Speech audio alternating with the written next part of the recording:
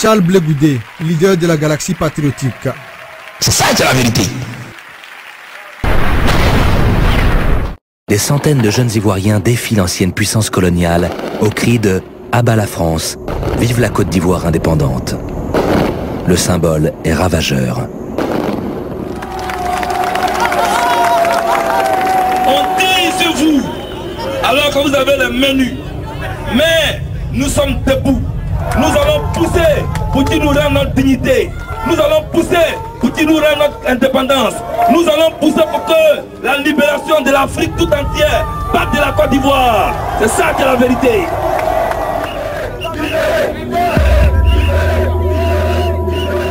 Pour les nouvelles générations africaines, qui n'ont connu ni la colonisation, ni la période de la guerre froide, Laurent Gbagbo devient le héros qui a résisté à la France.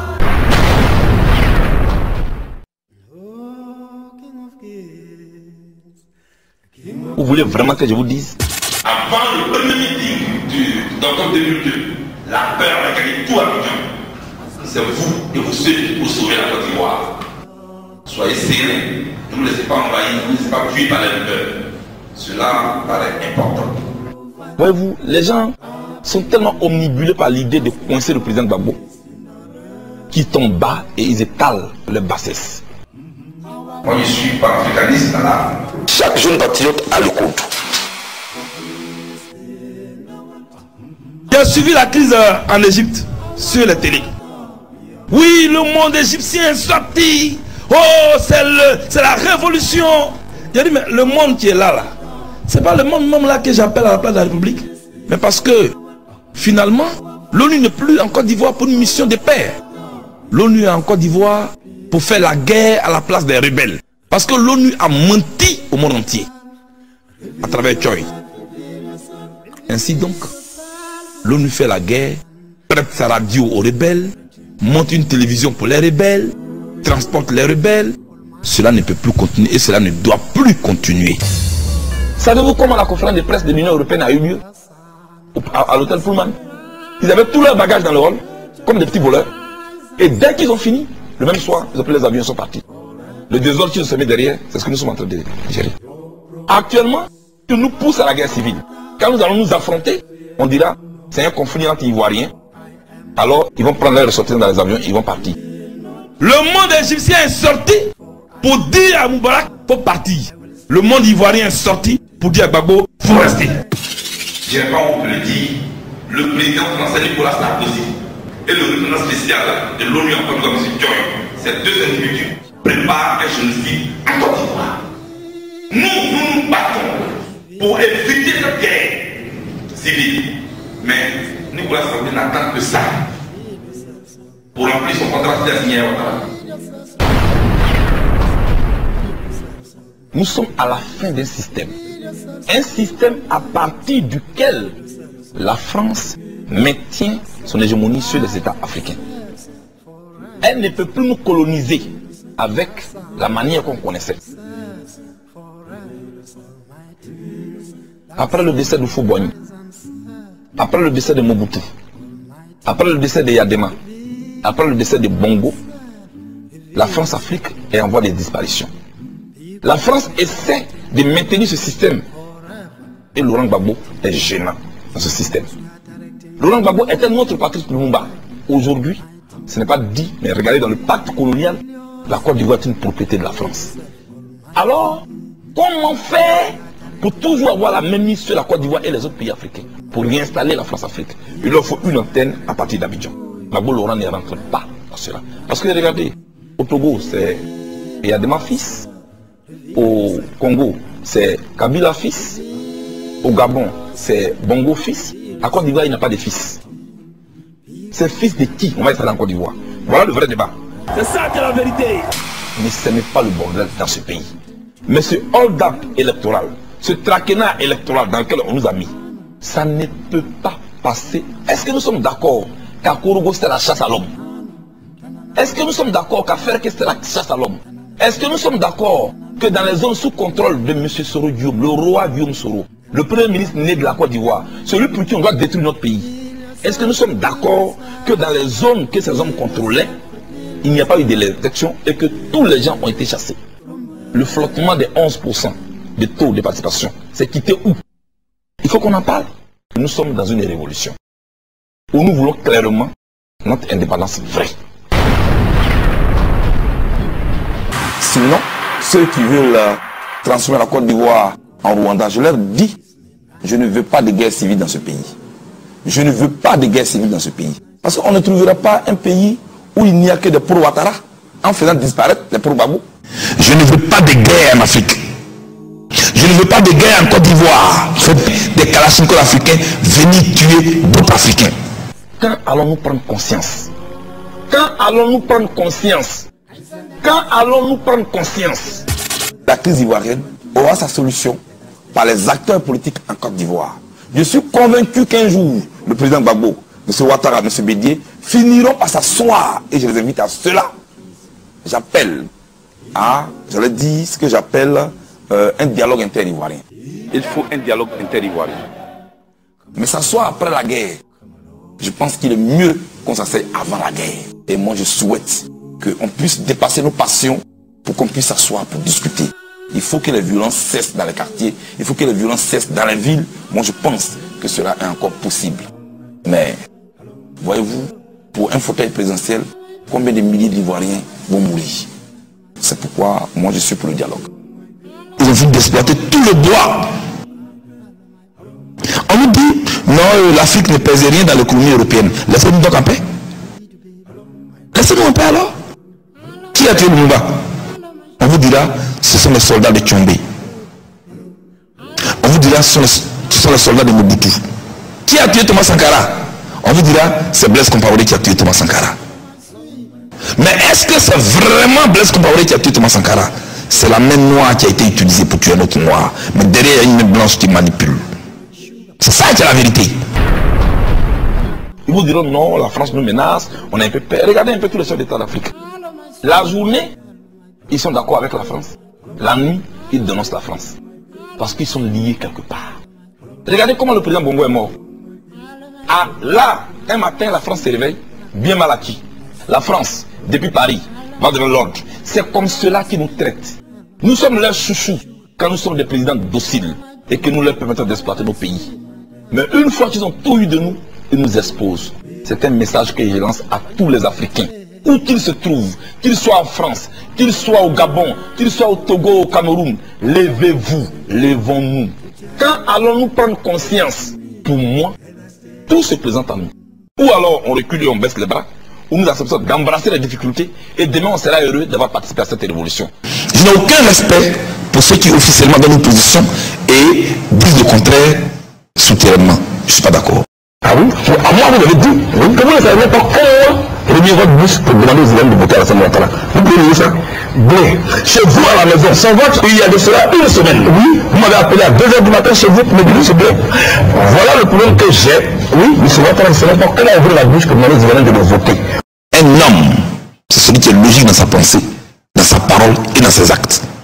Pendant combien de temps allons-nous demeurer dans ce schéma qui ne nous fait pas honneur? Aujourd'hui, c'est la Côte d'Ivoire. Demain, c'est le tour de qui? Mais le Conseil de sécurité, Blé Goudé interdit de voyage, il est armé. Moi, je ne suis pas armé. Ce que vous voyez dans la rue que je mobilise, c'est toujours les mêmes. Celui qui a revendiqué des rébellions armées en Côte d'Ivoire s'appelle Guillaume Soro. Mais il va à l'Élysée, il va aux États-Unis, il fait tout ce qu'il veut. Lui, là, il est présenté comme un ange parce qu'il portait les intérêts des Occidentaux. Ils font croire à M. Ouattara qu'il a gagné. Mais ils ont un schéma souterrain que personne ne connaît. Et le schéma là, il est simple. Exploiter la Côte d'Ivoire. Sinon, si vous pensez que notre pays n'est pas important dans votre système, mais laissez-nous en paix. Ethnie contre ethnie, RHDP contre LMP, tout cela, nous n'avons pas la Côte d'Ivoire. Aujourd'hui, quand on parle de la Côte d'Ivoire, l'image c'est la guerre. Ceux qui tuent en Côte d'Ivoire, qui pillent, qui sortent toujours avec les machettes, ce sont les hommes de Ouattara. Tout le monde le sait, sauf l'ONU. Il faut que l'on ouvre les yeux pour constater qu'avant que les hommes de M. Ouattara n'arrivent à Abidjan, Abidjan n'était pas l'objet de tueries ni de pillages. Aujourd'hui, vous constatez tout ce chaos sécuritaire qui a été créé par les hommes de M. Ouattara. Quand on parle de ce qui s'est passé à Djougou avec ces charniers qui sont découverts à l'ouest de la Côte d'Ivoire, et qu'on dit des inconnus. Non, ce ne sont pas des inconnus. Ce sont les hommes de M. Ouattara qui pillent, qui tuent, qui égorgent les gens. Tous ceux qui ne sont pas de son idéologie politique sont aujourd'hui égorgés, de Congo jusqu'à Abidjan. Tous ceux qui ne sont pas de l'idéologie de M. Ouattara sont chassés, sont pillés, sont tués. Maintenant à Abidjan, que vous soyez du bord de M. Ouattara ou pas, mais ce qui intéresse les mercenaires, il ne faut pas cacher la vérité au monde entier. La vérité au monde entier, c'est qu'aujourd'hui, il y a une situation de sécurité chaotique qui a été créée avec la complicité de l'armée française, des autorités françaises. C'est cela que l'on cache. Et la France est responsable entièrement du chaos qui a été créé aujourd'hui en Côte d'Ivoire. Je pense qu'au lieu de lécher médiatiquement le président Gbagbo, il faut comprendre qu'on ne peut pas parler de réconciliation en Côte d'Ivoire sans Gbagbo Laurent. Parce que Gbagbo Laurent était le leader que les Ivoiriens ont épousé. Alors, prendre parti pour M. Ouattara, aider ces rebelles à entrer en pays, à piller, à tuer tout le monde, cela n'est pas bien. Pour bénéficier des universités, il faut être en vie. Gbagbo Laurent vous a donné la vie. Là où M. Ouattara vous a fait la mort. Gbagbo Laurent vous a dit que pour arriver au pouvoir, il faut compter les têtes. Là où M. Ouattara a décidé que pour être candidat, il faut couper les têtes. Quand un chef, c'est d'abord celui qui protège son peuple. Quand le peuple est en danger, celui qui est à côté de ce peuple, il faut apporter la paix à ce peuple. C'est ce que M. Gbagbo a fait. Je crois que c'est notre traversée du désert. Et les Ivoiriens doivent comprendre que notre pays va retomber sur ses pieds. Même s'il faut manger des feuilles de manioc, on va le faire. Je vous parle de la théorie des 3 L. Ces puissances-là vous donnent de l'argent, vous font croire que vous êtes le champion, que le combat que vous pensez mener est un combat juste, donc en ce moment ils vous lèchent les pieds de tout. On vous fait croire que vous êtes le champion du monde, c'est le premier L. Quand ils se rendent compte que votre adversaire est coriace, ils vous lâchent. C'est le deuxième L. Et finalement, ils vont vous lyncher eux-mêmes. C'est le troisième L et le dernier. Demandez à Jean-Pierre Bemba où il est aujourd'hui. Demandez à Taylor où il est aujourd'hui. Voyez comment Mobutu est mort, le grand Mobutu. C'est ce coup. Il n'a pas eu de sépulture honorable au Congo. Regardez comment Bongo est mort tout récemment. C'est à quelques jours de sa mort que la Grande France a découvert subitement que Bongo avait détourné les biens du Gabon et qu'il a investi en France. Parce que certainement le médecin leur avait soufflé que le gars était presque mort. Donc il faut un argument officiel pour bloquer ses biens. En fait, c'est le même système. On vous lèche, on vous lâche et on vous lynche.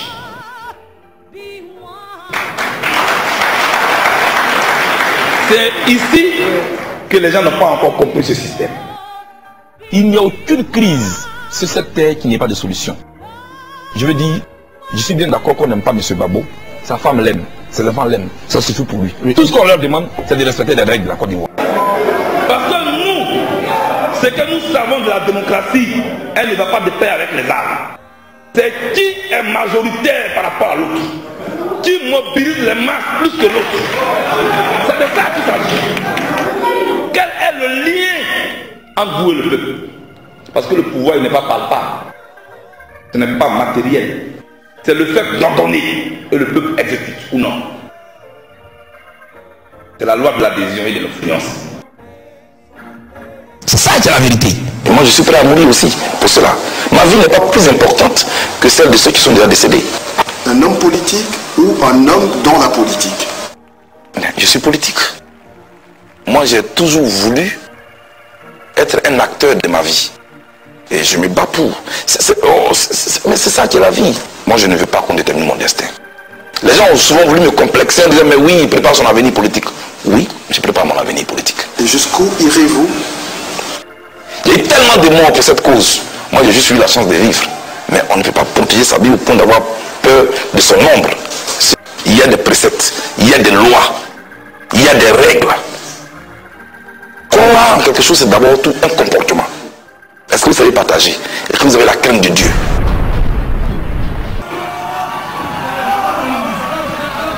Mobilisation des Ivoiriens pour leur patrie. Depuis 8 ans, ils battent le pavé par des rassemblements pacifiques pour prouver au monde leur choix idéologique.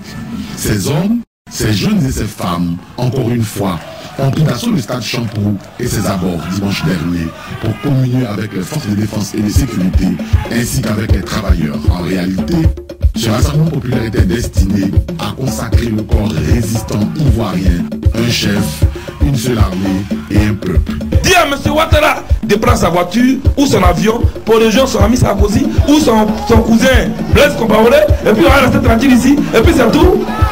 Voilà. Le président français est venu dire oui, le peuple égyptien a parlé. Mais en Côte d'Ivoire, là, le peuple de Côte d'Ivoire a parlé.